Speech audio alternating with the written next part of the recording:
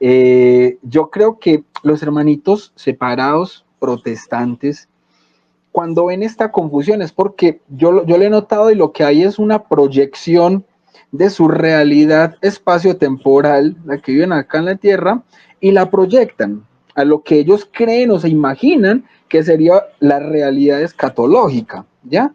Pero como no se profundiza en las realidades y en las verdades objetivas que se pueden analizar desde la filosofía, por eso se quedan precisamente desde su sola escritura y no terminan de comprender este tipo de realidades.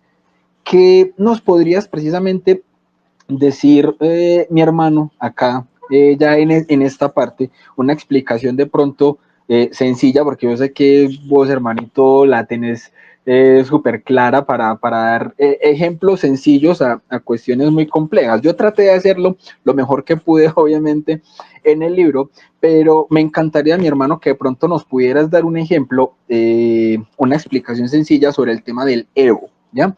¿Por qué?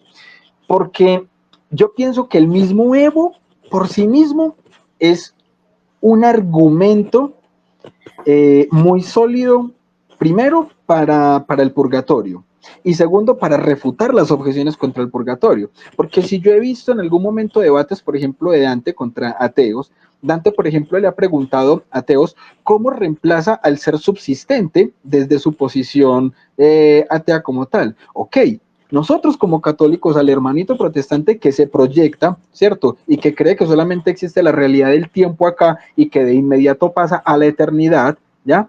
Desconociendo precisamente cómo es ese proceso que no es ni tiempo ni la eternidad de Dios en plenitud porque no hemos llegado a la plenitud como tal, ¿cierto? Ese intermedio para nosotros es el Evo y lo entendemos desde la filosofía tomista. El protestante, ¿cómo o con qué reemplaza ese Evo? Pero como hay muchos hermanitos que de pronto no entienden este concepto del Evo, ¿cómo podríamos explicarlo, mi hermano, de pronto de una forma sencilla para los hermanitos?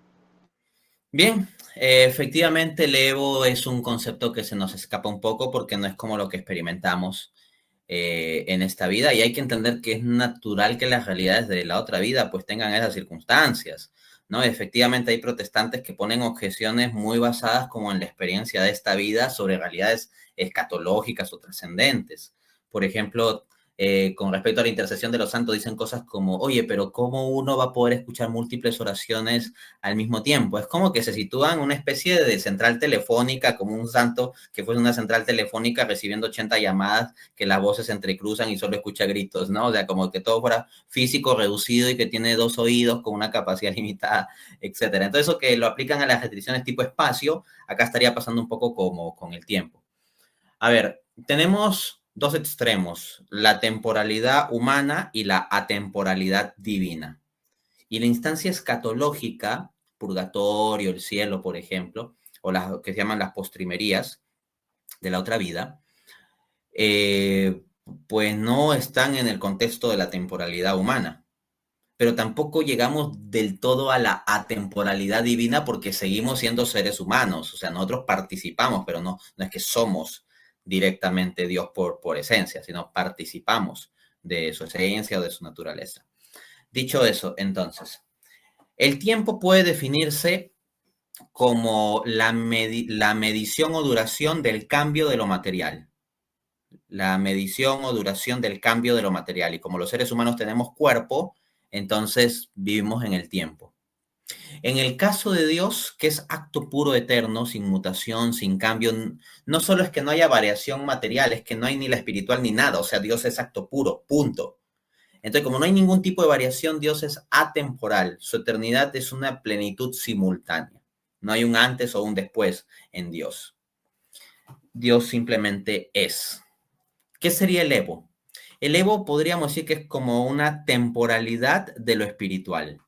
O sea, si el tiempo humano es una medida de duración del movimiento físico o de lo material, podríamos aproximarnos al Evo como la medida o duración del movimiento lo espiritual. Ustedes pueden ver cómo estamos hablando aquí y va pasando el tiempo, pero tenemos actos físicos como hablar, proferir fonemas y todo eso. Pero hay otras cosas como, por ejemplo, pasar de no amar a alguien a amarlo. Pasar de no tener una idea a de repente tenerla, o de tener las premisas para una conclusión y luego llegar a la conclusión. Esos procesos puramente mentales, puramente volitivos, o sea, puramente la voluntad o puramente del intelecto, son movimientos que implican paso de la potencia al acto, pero ya no es algo fundamentalmente material, sino espiritual. Pensemos en los ángeles pueden cambiar, los ángeles tienen movimiento, los ángeles tienen cambio, no son inmutables como Dios, ¿ok? Tampoco son tan mutables como nosotros, por si acaso. En los ángeles hay como una situación más o menos intermedia, un poquito así pasa con el ego, sería como la medida de duración de la temporalidad de lo espiritual. Y el tiempo en lo espiritual, pues fluye de otro modo.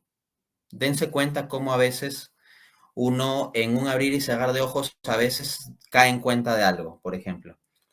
A ver, se me ocurre esta analogía, la serie El Doctor House, ¿no? El Doctor House tiene problemas médicos a los que se enfrenta, muy complejos, se hacen un montón de pruebas y no se halla la solución y él está de repente haciendo otra cosa, normalmente, nos está jugando a los dados o algo así, y de repente tiene un momento en que ¡pum!, se da cuenta y toda la explicación se da como en un momento, todo muy rápido se arma, ¿no?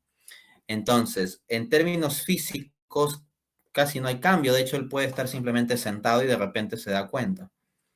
Pero en términos metafísicos, por decirlo así, todo ese movimiento de lo espiritual, de lo mental que se da allí, tendría como una dimensión que fluye muy rápido en muchas cosas, pero en un tiempo físico muy pequeño que no corresponde a la cantidad de movimiento metafísico, por decirlo así, que ha habido en su mente. Entonces, eso nos permite aproximarnos un poquito al concepto de ego. Termina siendo como un intermedio entre la mudable temporalidad material humana y la inmutable atemporalidad espiritual divina. Si este tema te ayudó, recuerda que dando clic en el video que aparece en pantalla vas a poder enfocar tu fe mucho mejor. Te recuerda, como dijo mi gran amigo San Agustín, nadie ama lo que no conoce. Así que bien, dale clic y no te lo pierdas. Nos vemos adentro. Paz y bien.